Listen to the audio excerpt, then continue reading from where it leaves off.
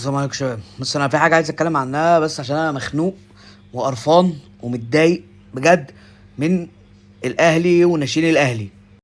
مستوى خرا، مستوى خرا من الفريق الاساسي ومن الناشئين ومن اي حد في جوه المنظومه الزفت دي. انا عايز افهم حاجه، ايه كميه الوسايط اللي في الفرقه دي؟ مين دول؟ دول ناشئين الاهلي؟ دول ناشئين احسن فرقه في افريقيا؟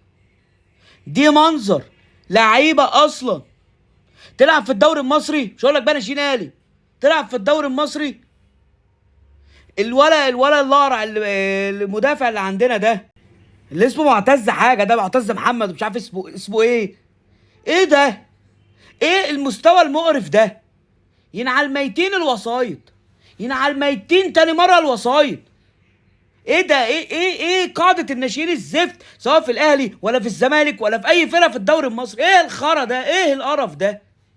يعني ايه الاهلي يخسر من فاركو 2-1 بكميه الهبل والخرا اللي في الفرقه ده؟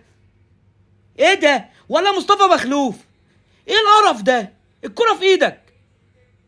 ايه القرف ده؟ ده انا عمري ما شفت حارس سيء في الاهلي زيك. ده مسعد عوض اللي كنا بنسبه ونلعن فيه احسن منك مليون مرة.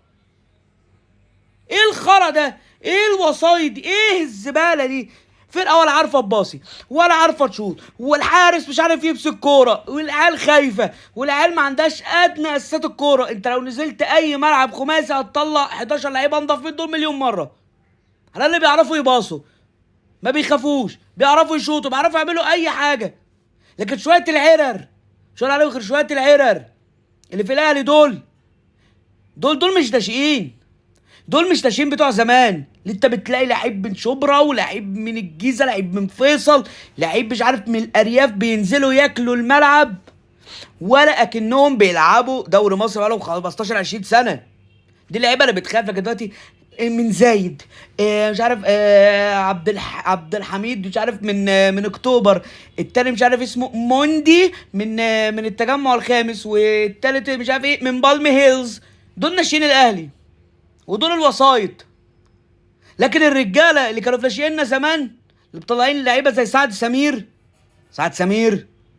كده، سعد سمير اللي هو احنا كنا بنشتمه فترات كتير قوي. يا جماعه احنا ما عندناش كواليتي بكواليتي سعد سمير دلوقتي في الناشئين. ما عندناش كواليتي اصلا في الناشئين.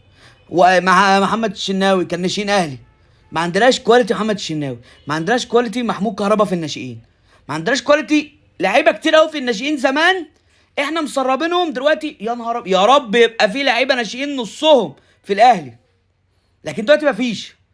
ما زي ما قلت لك، بالم هيلز بيفطر المند ميلك ومش عارف ماتشا. مش زي لعيبه زمان، سمنه بلدي يا باشا. بيبلع السمنه البلدي وينزل الملعب ياكلك اي فرقه جدعها تخين بياكلوا على وشه. لكن للاسف ده بقى مستوى الدوري المصري، وده مستوى الناشئين بسبب الوسايط والقرف والفساد اللي بقى في الكره المصريه. السلام عليكم.